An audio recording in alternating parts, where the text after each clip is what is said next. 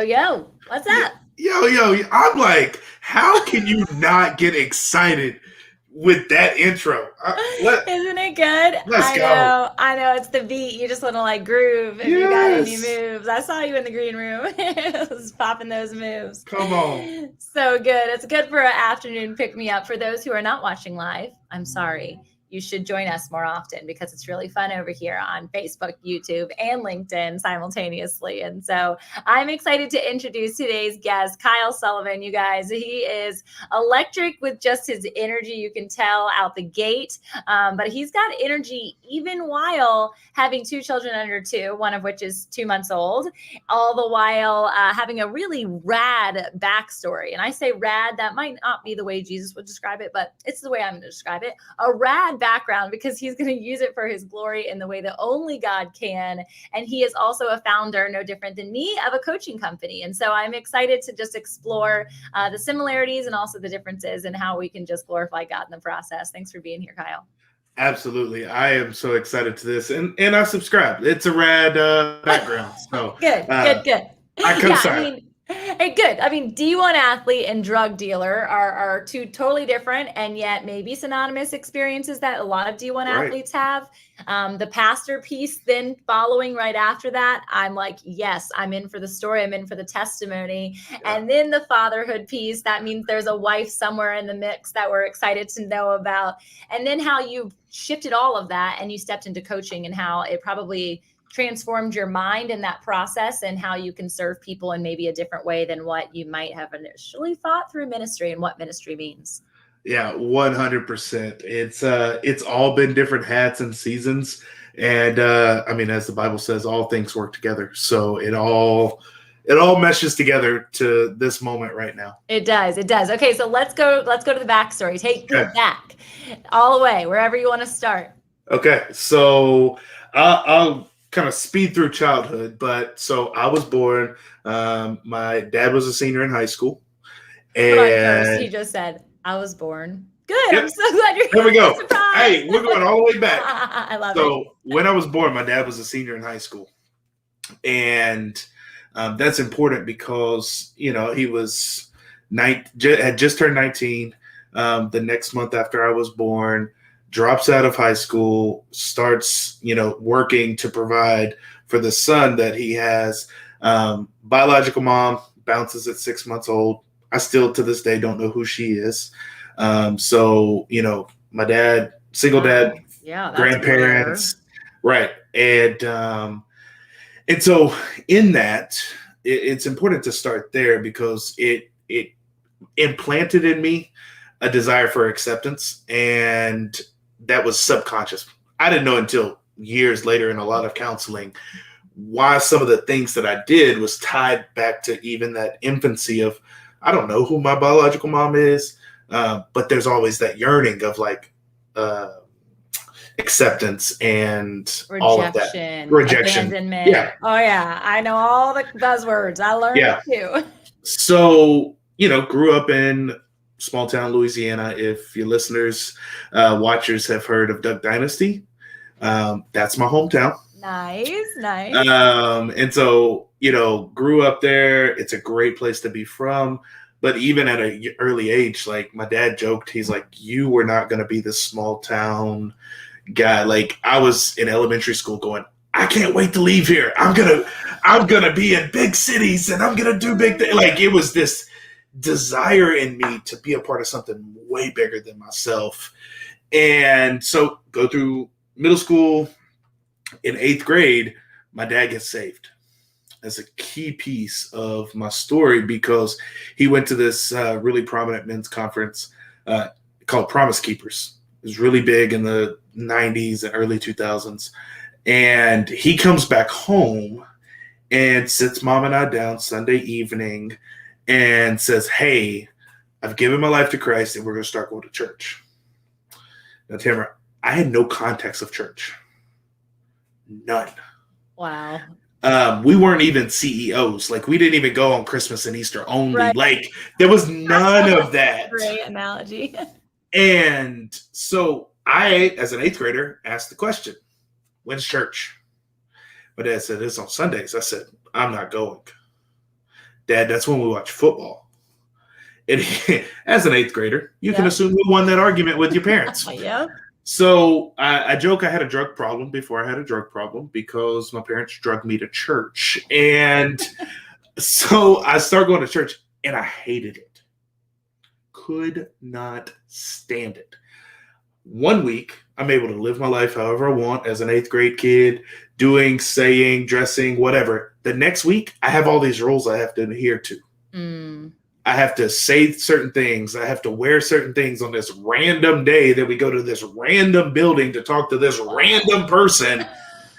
And I'm like sitting in these Sunday school classes going like, y'all people believe this? Like, I couldn't stand it. Right. I mean, it was like out of left field. And like, that's where I think it's so important. And as parents listening into this, because at some point, while we're raising our kids very different than how we were raised, you cannot force this on someone. Like faith is not a forcible experience, especially putting somebody in 4 walls of a confined church and saying you need to look like them, act like them, talk like them, walk like them. And you're like, I don't even like them. Why would I want to be like them? Right. So, yeah. So I'm dealing with all of that, get into high school, and I'm playing sports. Like sports is my world. Baseball, football. I mean, it was the thing. And so my sophomore year of high school, I get bumped up to varsity. And let's go back to the story in the beginning. Acceptance, need for approval, desire to belong, that abandonment thing. And so I'm around all of these guys that are 2-3 years older than me. And they're saying, hey, Sully, like, you want to come to this party? Like, I remember it so vividly where I got moved up to varsity. I'm working, I'm trying to make my spot on the team. And this guy that's a senior says, hey, Sully, there's this party Friday night after the game. You want to come with us? And I was like, oh, I've made it. Yeah, of course. Like as a freshman going into sophomore year, like, okay, I don't know what a party is, but like, I'm here for it. And so I tell my dad, like, oh, I'm going to go hang out with some friends. And again, like, I have no concept of this. Never done anything like it. And then again, Louisiana. So we show up at this field. Not even a house. There's a field. And there's just trucks and fire and beer. And I'm like, this is awesome. And so I get into partying that way. And we do eventually move to houses sometimes, but a lot of times it was just a field or a parking lot or whatever. Simpler times, man. Simpler I know, times. right? And so that was kind of where I was dabbling with the partying thing. All the while, I'm going to church every Wednesday and every Sunday because that's what you live in this house. That's what you're doing. And so then I graduate and I go to university in my hometown and I want to play football. That's what I did. That was my life. But I'm like 5'8.5" on a good day with the right amount of product in my hair. With the upwind pushing me up a bit. Like, I'm not a tall dude. And I was just too short. I wasn't exceptional enough to overcome genetics and just my height. But what I was able to do, and this is where the D1 athlete comes in, is I was able to be a cheerleader. Stop it right now. Oh my gosh, this is so good. So I, first couple weeks on campus, meet this, because the strength and conditioning coach for the football team and the cheerleading sponsor for the university were married. And they're looking for guys to be on the squad. Yeah. And this little girl, peppy girl, comes up to me and is like, hey, do you want to be a cheerleader? Now, keep in mind, watchers and listeners, I'm like 2 weeks from like coming to the realization like I'm never going to play football competitively again. Right. And it's been my world for 13 years. And I'm like, no, turn around, go to walk away. She said, we can pay you.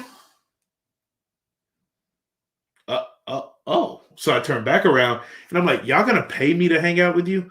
Again, 18 years old, not a relationship with Jesus. Need a job. Freshman on campus. Yep, she's kind of cute. And I'm like, so I get to hang out with you? And she said, yeah, and my friends. And I know for the watchers, you get this. I went, when's practice? I'm in. I I'm like, hold up. And so I go through, I've never done anything like it, never Oh my tumbled, never did anything. gosh. They took a month and just trained me. And I did a tryout, made the squad, all of that. Competitive cheer, competed nationally, the whole bit. Oh Well, my in the God. midst of all of that, I joined a fraternity. I'm on the cheerleading squad, and partying intensifies 100 times. First time away from home, much like what your point was, is I had so much control on me that when it was released and I could do whatever I wanted, You and did. I did. Yep. Yep. And one of my pastors always said, like, if you, when you were living in sin, if you didn't have fun, you didn't do it right. Well, I did it right. And so it just intensified. And one night, I, through a series of events, get introduced to cocaine. Now, I am a naturally energetic person. I mean, I was a cheerleader. And so you take a naturally energetic person and give them something that amplifies their personality. Oh, Tamara, I was in heaven. Wow. I instantly was like, I need this as much as possible. Mm-hmm. And so it just intensified. Get to be where within a few weeks, like I'm selling this stuff around campus, around town, at bars, like, because I'm like, oh, hold on, I can make money and not have to pay for my own. Like, everybody's like, oh, you smoke what you sell. Like, that's a terrible business model. But it's what I was doing. And so it intensified to where I was doing coke, crystal, ecstasy. I mean, anything with an upper, sign me up. Wow. In about 2.5 years of that. Mm. All the while, I'm enrolled in college. I wouldn't say I was going to college, but I was enrolled in school. Yep. Doing the cheerleading thing, doing the frat life, going to class, making marginal grades. Mm-hmm. And then one night I got jumped at a drug deal. And so I have a scar on my right pinky and right index finger of me covering up my nose and my eye as this dude just beat the hell out of me. Like the legitimate place I was going out of me. And really quickly, I realized this is not how I want to live. So I called the one guy I trusted from church. He was the one guy that knew the most about what I was doing in high school. One guy that knew that he was an older gentleman, probably in his 50s at the time. And I called him about 3:00 in the morning. And I said, I need effing Jesus. I just didn't abbreviate anything. Wow. And he said, okay, come over. So I drive to his house, bloodied, shirt ripped, eye already bruised up, lip already swollen, adrenaline pumping. And I get to his front porch. And I say it again, I need effing Jesus. And he said, okay, let's talk. So he leads me to Christ through a conversation in between me taking drags of a cigarette. That's Saul to Paul. Fancy. So, right. So the next day, he comes down. I stay at his house at night on this couch. And he walks down the stairs. I'm sitting at his kitchen table. And I said, what do I do now? Because I knew hours earlier I had a transformative experience. That was not where I wanted to live anymore. It's not what I wanted to do, but I had no clue what to do. And he said, all right, so my recommendation is that you drop out of college, you stop cheering, you move out of the frat house, and I got some guys that can walk with you through this. They play worship, for a band, and they could help you out. You need to get some new relationships. Cool. So I do that. Drop out of university. I quit everything. I get a job. Wow. And I'm 20 years old. Yeah. And just think, well, college isn't for me. I'm just going to go to church and I'll just work a job. And that was that. So I do that and I just start going to church. And again, if I didn't have an actual encounter with Jesus, I wouldn't have gone back. Because it was the same, do this, don't do this, don't say this. And I thought I was slick. I thought no one knew what I did. But, you know, in the Bible, where it talks about when Paul's conversion from Saul and he goes to and starts trying to preach, and everybody's like, whoa, hold up, homie. We're going to have to pat you down because last week you were trying to kill us. Right. Now, I wasn't trying to kill nobody. Right. Directly. But, I mean, drugs can do a lot of Yeah. things. Oh, yeah. And so I walk into these church environments and people are like, why is he here? Yeah. Like, what? It's only going to be a matter of time. Yeah. Like, those are the things that I heard Mm-hmm. and I heard was said about me. And I leaned on, I had a actual transformation with Jesus.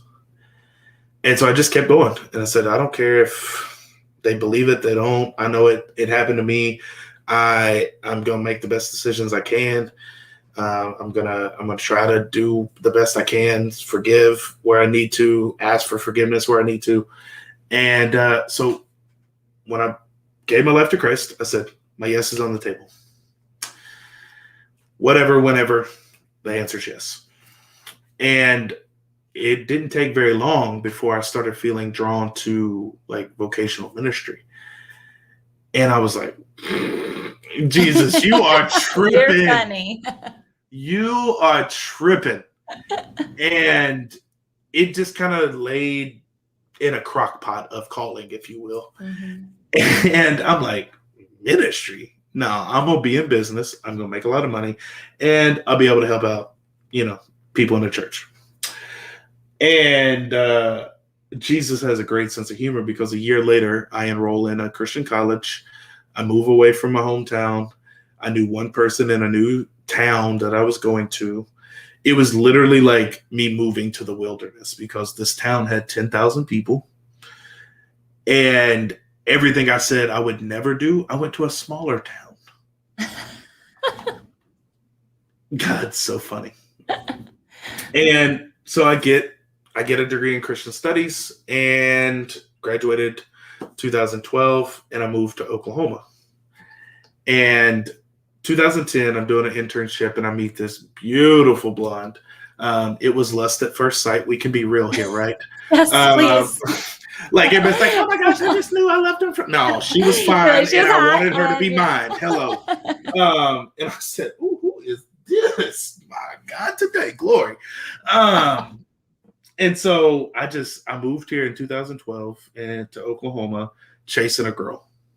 Much to my professor's advice against it, I didn't have a job up here. I just had a host home that cooked great meals, that gave me a bed and said, hey, you can stay here and figure out this thing with Ginger. Now, fast forward a little bit. It's worked out great. We've been married 8 years in June, got 2 kids, 2 under 2. So it worked out great. It did. And in the midst of all of that, 2012, I moved here. I'm doing odd and end jobs. I'm working at a gym, working at a clothing store, doing like quarter time pay ministry, that's just how much they pay you. It's not how much you're working, which anybody in ministry knows that. Ministry knows, yeah. And then September 2012, I get hired on at this church called Life Church. And it's a church out of Oklahoma. And currently they're sitting at 36 locations, 11 states. And I get hired on, and it's the first place that I realized, hold on, leadership development and ministry can be combined. And it blew me away. So I was on staff there for 7 years, led thousands of people, got to speak on the weekends.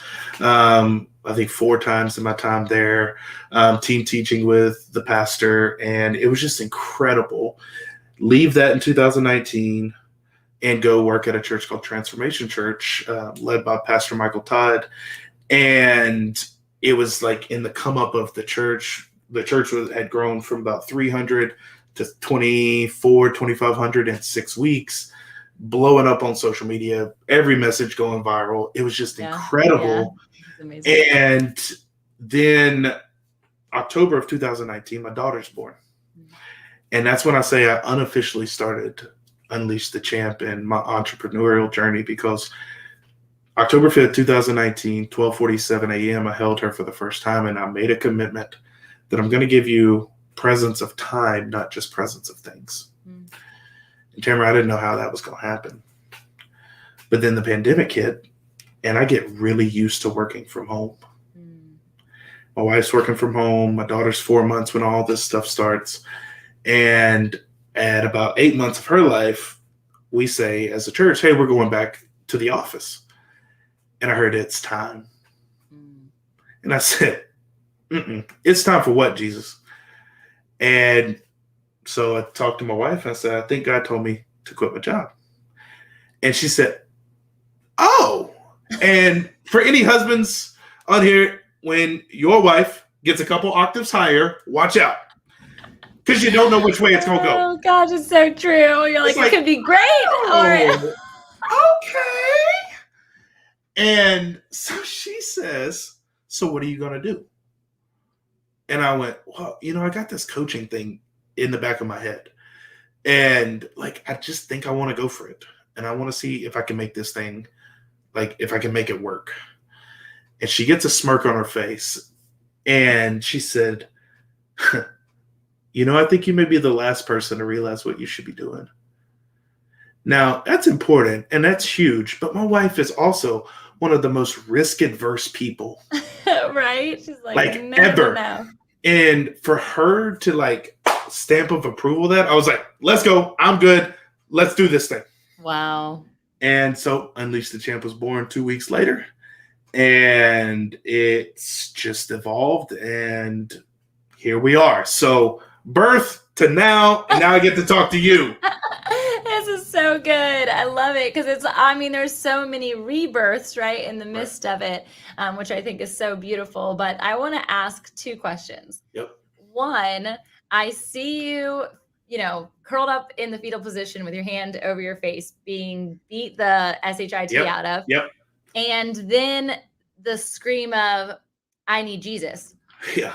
What was there an encounter where you was an out of body experience? What was that recognition point of I need him? Tamara, I think it was the years of messages making sense all in one moment.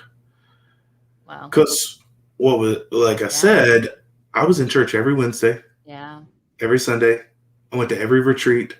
Yeah. I went to every summer camp, which was awesome because they always did beach camps. I'm like, hello, yes. But it was in an instant. Wow. The grace that I had heard about for years became irresistible, and I had to respond. It's really good. Yeah, I think it's that summoning, right? And they say if he plants a seed, it'll be harvested in his timing. And in that, I think even in the prodigal experience of the prodigal son, we, from a reader's perspective, don't know what the outcome is going to be. But God knows the outcome of every situation. And he also knows the sharpening and the shaping that's happening in that prodigal experience that's then going to make way for an even bigger ministry. Yep. So I love that part. My second question was, how did people respond in the church when you told them, I'm not coming back? The people that mattered didn't care. And the people that cared, they don't matter. Good. Now that seems harsh. Yeah. But there were people that tried to get this inside scoop of, no, what really happened? Everything's going great. So how could you, why would you leave that?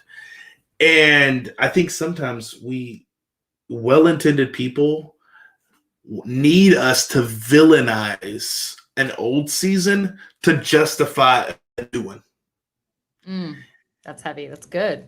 And so for me, it was hey, this is what I'm doing now. And for the people that mattered, the staff I was on, even Pastor Mike, man, prayed over me. It was hey, man, we believe this in you. You got this. Go do it. What do you need? It was, wow. It was so so even him, as the leader, was just so open-handed. Wow. And, there were people that got in my DMs. I was hey, what really happened? I'm God said go. actually God said it's time. I left. The end. Yeah, like I answered the call. That's what I did. Yeah. That was it. And so it really wasn't, and people have, the biggest lesson I learned through both of my transitions was how when a season ends, relationships end with it. And both were difficult to accept that a lot of my friendships were based off of proximity and just frequency of seeing each other. And that was hard. That was the hard part about transition. But really, it was a pretty seamless, both major transitions I had. So you step into entrepreneurship, which it sounds like from what I understand, while you had experienced the leadership side of things, entrepreneurship, this was that first run, right? Oh, yeah. Okay. So this is my wheelhouse. Like I am so passionate about it. I get it through and through. I know how it feels. I've done it 9 times before, 9 different businesses over the course of the last 15 years.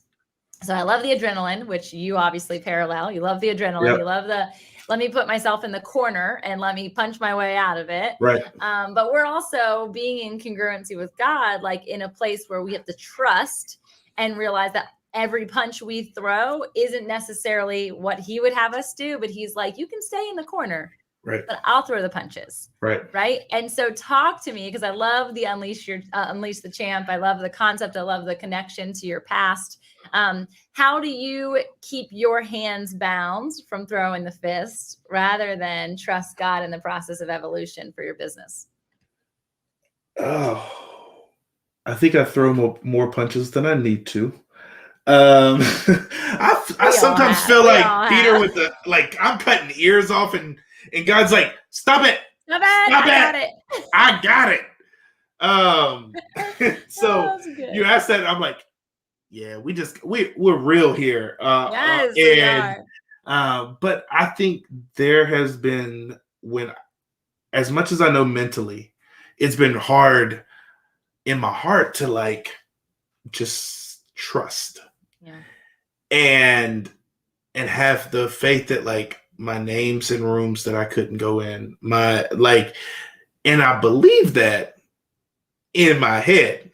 Yeah. But I don't always believe that with my actions. Right. And so there have been so many times, and I think now I'm believing more and more, like there's stuff happening. I'm like, I should not have this opportunity. But it is. And so I'm learning that, okay, God is fighting for me. He's on my behalf. He won, so I win. It's going to happen. And, I tell my wife all the time, I'm like, man, something's always on the other side of our obedience. Like something's going to give, something's going to pop. She's like, how do you believe that? I was like, I just believe it. Like it's going to happen. But let's just be real. Yeah. I swing a lot when I probably shouldn't. Yeah. And especially in the early, because I had really good success out of the gate. Yeah. And then it was like, ooh, whoa, I don't know what I'm doing. I need to, like, there was so much. And I've talked about this and made a post and all, like how naive I was of the things I didn't know. Like I knew I could motivate people. I knew I could coach people. I knew all of that. Yeah. Like, oh, taxes is a thing? Yeah. Oh, that's good. Oh, yeah. And so it's like, yeah. So I think it's a journey for me. And I think it always will be. Yeah. Every personality profile, like I'm driven, I'm ambitious, I dream big, I work hard, like all of that. Yeah. And I have to remember where I get the strength to do all of that from. Good. That's good. So you started when your kiddo was like, what, 6 or 7 months, 8 months? Yeah, 8 months old. And then now you've got a secondary. Yep. So talk us through, because I know finances is a part of entrepreneurship. That's right. Usually a lot of depositing finances out of your bank account at the beginning, rather than having those lovely debits, the green, come through. So how have you and your wife been able to maintain consistency in that? And what does like client acquisition and stuff look like now? Yeah. So she it's not like public yet. So, but we're in a place now where we've replaced both of our incomes, our salary incomes, with the business in the first 15 months. Amazing. And so the client acquisition is getting my voice in as many people's ears as possible. And it was so funny. The first probably 11 months, every client I got was through Instagram messaging. So good. I just was like, well, what am I most active on? Instagram. Yep. Cool. I'm just going to start messaging people. Yeah. And Tamra, I had no clue what I was doing. Like, I got 2 clients that have been with me through the beginning. And I'm like, shout out to y'all. Because it is by the grace of God y'all said yes. Yes, I was the same. That's so and good. I mean, I sold them on like, I just help improve your leadership. And they're like, okay. I'm like, man, that's the grace of God. I don't even know what that means. I didn't either. I just was like, I mean, I've done one-on-ones with like hundreds of people. I just do that. Yeah. I just, and so now a lot of it is getting on podcasts. We both met through Clubhouse, being able to, but still it's creating conversations. Yeah. And that was an evolution too, because I was trying to sell a lot in the beginning. And it just came off. It didn't feel good to me, so I wasn't as confident.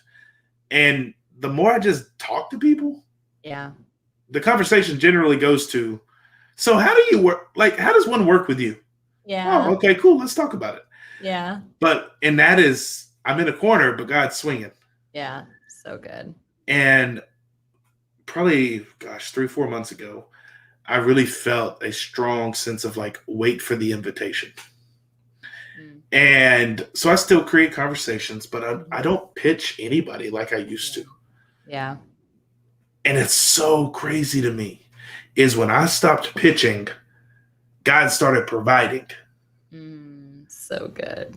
And now it's like, my wife's still on maternity leave and not sure what she's going to do. But like, if she wanted to, she could stay home. Right. Such a gift. And if you'd have told me 15 months ago, when I was 51% sure this thing would work, that it would replace both of our salaries in the first 15 months of business. And through the 15 months, we'd not have to decrease our standard of living. And we added a child to the family. Yeah, right. That's all. Like, you guys have had some extra things to pay for. Yeah. So good. Only God. It can only be God. Yeah. And so it's just like when I sit and I just go, God, like, it's only you. Yeah. Yeah. This is the coolest thing that, like, I think people, I don't know if it's that they can't comprehend or they take advantage of, right? There's probably both. And is the understanding that, like, as a Christian, the understanding of surrender feels really easy when we've had that transformational experience, but hard when they haven't had that like crazy encounter. They're like, I know this to be true because the word says it to be true, or I've witnessed other people experience it. And so therefore I should stay in obedience as well. But without that, like, knowing that you know, I have to go back to that honestly a lot. Otherwise I'm swinging again. And I'm like, oh, shoot. No. I've experienced this before. I already know that he's going to come to the fight. I don't have to be the one coming to the fight. I get to be David because I've been practicing, right?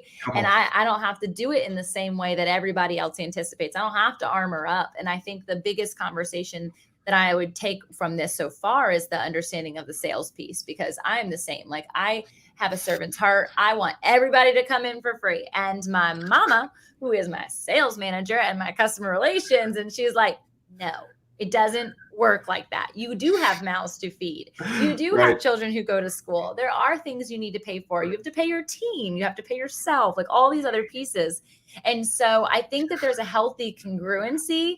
But I also believe that if I don't have to be the one out knocking in that way, there's that question, that consistent question of, so what do you do? So tell me more, right? And it's also treading. It's a component of treading, because there are pieces in my journey, at least, that has been where I'm like, is today going to be the day that I go under? Is today going to be the day that I go under? Right. And then I always have enough stamina, enough energy that I'm like, oh, I have another breath.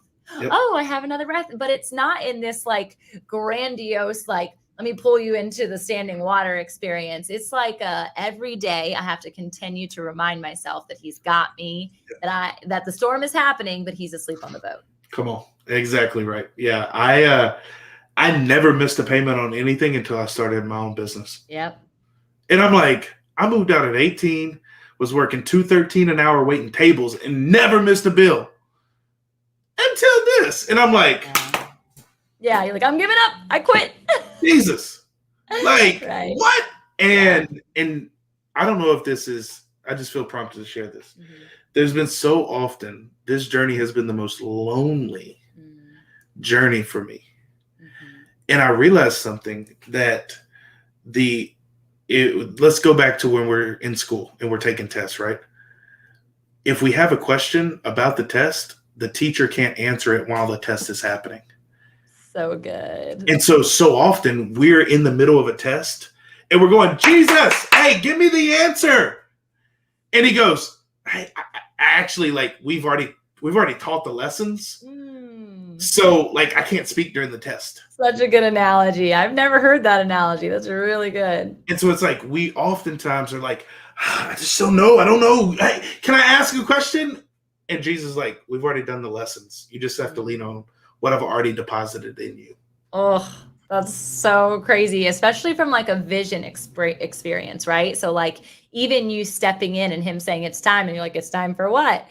And then the vision starts cultivating, right? And you start activating into like, this is what I can do. I can coach, and this is how it's going to look. And this is the experience that we're going to have. And this is what our family is going to look like, and the dynamic and our bank account, right?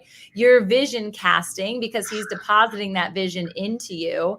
And then you're like, wait, this was supposed to look like a sea of people, not one by one by one. What am I supposed to do with this? Yep. And I think ultimately thinking through the fact that it's been 15 months, like that's fast. And it can also feel so stagnant. Like, this is the longest 15 months of my life, but he always gives you that breath of life in the midst of the treading, which I think is what keeps us going. It's like, okay, you got a yellow mark today. No red, no green. Here's the yellow. Keep going slow and steady. Here's your pace. It's going to be okay. But I love the teacher analogy because I think that that's so like commonplace. I can think even back to my son this past week. He had his first spelling test. Okay. He's 8 and in 2nd grade. And he was so stressed out the night before and the morning of. He's like, I'm not going to do good. What happens if I get them all wrong? What happens if I fail? They don't even scale on an A to E or A to F scale at their school. It's 1 through 4. Like they don't do any of that until they get to 5th grade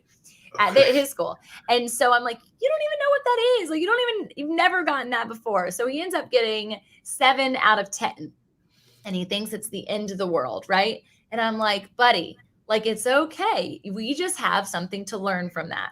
And I think this is the same in entrepreneurship. Every day is an opportunity to grow and be better. I don't know what 100% looks like, to be completely transparent. I know what a good win feels like, but I don't know what 100% is, because every time I hit that win and someone gives me affirmation, I am always at the point of saying, there's more. Mm-hmm. This isn't the fullness of the abundance. This isn't the fullness of the vision. Yay, 50 people showed up. No, there's supposed to be 5,000. I want to feed 5,000. Like, let's go. Right. So I think that's where like the taste of entrepreneurship and the journey is isolating, because 90% of the population, I would say a lot more than that, don't get it. Right. Like, how are you relying on a vision that you've never seen? How are you relying on doing this thing when no one else has a blueprint for you? Mm-hmm. And even coaching and even masterminds, which are very helpful. Thank God for that. But even before that, it's like, I don't know. I just feel like the prompting, and here I am. Yep. It's a little nutty. Oh yeah. There's a reason why, less than 5% of people, probably in the world take this journey. Because it's not for the faint of heart. No. And you have to have a clear vision and be sold out to that. Yeah. And I'm sure it's the same way for you. Like, I've had to marry the vision, but date the model. So, like, how I thought it was going to be 15 months ago. I mean, again, I was coaching leadership. Which I love leadership, by the way. Well, yeah, but it's like, that ain't going to build the vision. Right. But how it has shifted and evolved and will continue to evolve, like, as I've gotten reps and as I've gotten into this. And so the vision is the same. But how that's going to flesh out is very different.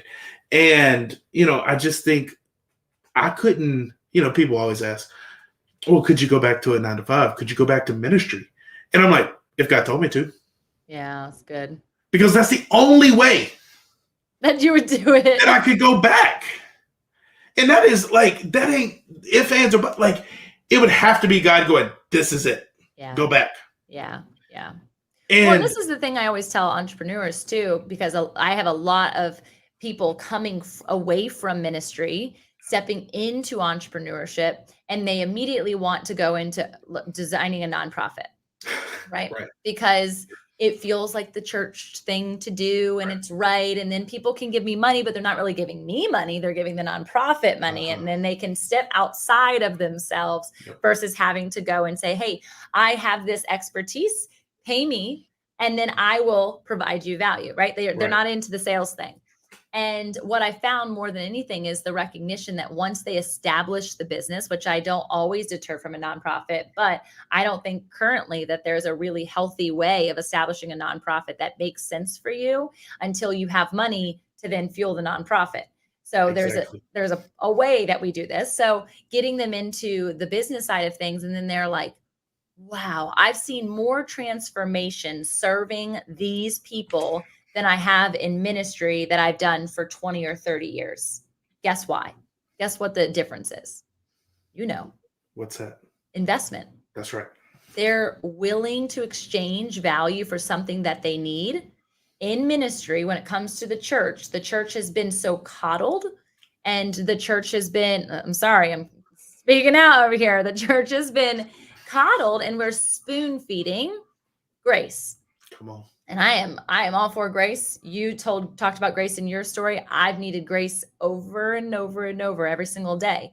However, there's no coddling involved in the rise, right? There's no coddling involved in this experience because I work for it. And so I think the difference is they know if they're going to be fed every Sunday, they're going to be fed every Wednesday, and they're good enough in the interim. Meanwhile, they can party Thursday, Friday, Saturday, and they don't have a kick in the face experience where they're like, oh, wow, I actually understand grace. Not I need grace, I understand grace. And so in that exchange of cost, they're willing to put their money where their mouth is. And that's what I want to see people do more often. You want your business to scale, put your money where your mouth is. We have to invest in ourselves, no different than the person who invests in us. 100%. And I think John Maxwell said the size of your dream determines the size of your investment. So good. Every time I've raised my prices, I get people that I work with that I enjoy more. Yeah, every time. You're so right. So right. Because they're going to show up. Yeah. And the more I've invested in myself, the more I show up. Yep. It's the law of reciprocity. Yeah. Like, there's an exchange of value, and it's like the first coach that I invested in was $25,000 for 6 months. Yep. And I paid up front. Yep. And again, told my wife, hey, this is what I think we should do. And she's like, oh. And so, but it was that moment of like, oh, I can't not do it. Right. And so I love what you're saying. And it's so true. And I think so often when I work with believers, the first thing that I have to get them to understand is like, one, your masterpiece created in Christ Jesus to do good works for which he's prepared in advance for you to do. The victory is on the table. Yes. You just got to step into the arena. Yes. And when we start to do that and believers start to dream again, let's go. Then we start activating that Holy Spirit that's living and active.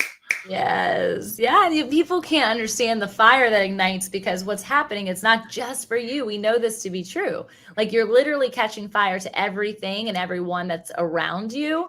And there is a no turning back, only God experience for the non-believer who walks by and is like, what's happening over there? Mm-hmm. How Right. come they're being blessed? How come there's fruit on their trees? Right. Mine's over here shriveling up because I have to wear a mask. Sorry. So here we are, and we are not a political podcast, but I am heated with some situations going on right now, and I can breathe. So I'm happy about it. However, comma, as my dad always said, I am excited to bear witness to one, your story, two, your family's story, because it's all congruent, right? And it's a beautiful thing that you're going to be able to raise your children in a massively different way since birth than how you were, right? And so I want to hear from you two things. One, what is the big vision? What does it look like? What does that look like that we get to now bear witness to 10 years down the road and be like, he said this one time on that one podcast? Yep. And two, how can people actually interact and be in community, whether it's with your coaching program or anything else? I know you have a podcast as well. Yep, absolutely. So I love that you said people need to build the business, then fund the foundation and the nonprofit, because ultimately the nonprofit is what I want. And It's going to be Unleash the Champ Leadership Academy, where we will go into elementary, middle school, and high school students and teach age-appropriate leadership lessons to them. So good. And because I think how even my daughter at 2 years old, the thing that they compliment her on most is her belief in herself, her diligence, her perseverance, her toughness. But that's because we go through her affirmations morning and night. And so I want to do that for as many children as possible. I probably could have circumvented a lot if I would have had some awareness of that. And so you mentioned that, so I'll go there. Also, there's going to be a conference one day. Yeah, come on. I mean, we're going to unleash champions on a massive scale in a freaking arena one day. Oh my gosh, I love that. And, retreats and things. I want to create as many avenues as possible for people to go from confused to champion. And being able to do that, understanding that it's already destined for you because of the good works that's prepared in advance for you to do. We're going to do that. And how to get in touch, like I said earlier, I'm most active on Instagram. I have a podcast, Unleash the Champ Leadership Podcast, every other week. So we'll do solo teachings that are easily applicable, quick hits, longer form, interview style. So definitely go check that out. But if you want to reach out, I love hearing stories. Just as I have a story, you have a story. I love to hear stories. So if you will just DM me, you can DM me Fit in Faith, so I know it came from this, and we'll talk. And if I could serve in any way, I'd love to do so. Really good, Kyle. What a pleasure. I feel like I have we have a lot of congruencies. I was a cheerleader, but not for the same reasons you were. And I had that party story as well. And so as you're sharing, I'm just like, oh my gosh, it's so wild. And as you are called into the younger generations, I feel like there is so much beauty and need in that space, because it's a broken place. And just like you're feeling that isolation in entrepreneurship now, it's a very isolating space as we bear witness to what's happening on the social media front, which is stuff we didn't really have to deal with in the same capacity. So we've got enemies to fight, and I'm willing to glove up with you. I can foresee your retreats and your conferences. I can see, as you're saying it, like that Tony Robbins experience where people are actually in the ring together, let's throw it down. I can see you doing men's league football and letting there be the Pee-wee piece to it. So you have that to play again. Don't let that D1 athlete piece go to the wayside, because I think that there's something so valuable in sports. And right now there's such there's always been, but a camaraderie around football specifically in our country. It's an idolized, right? And so if we can change the narrative of what football is actually around and actually positioning God first, in that space, it could be really incredible. Yeah, absolutely. Come on. Another All right. vision here. Let's go. Yeah, I'm in. All right, y'all. Unleash your champ today and get in touch with Kyle Sullivan in all the spaces and places. And be sure to follow him and leave a review for his podcast too, because that shows us that you're listening and we love you back for it. So thanks so much. Thanks, Kyle. Thank you.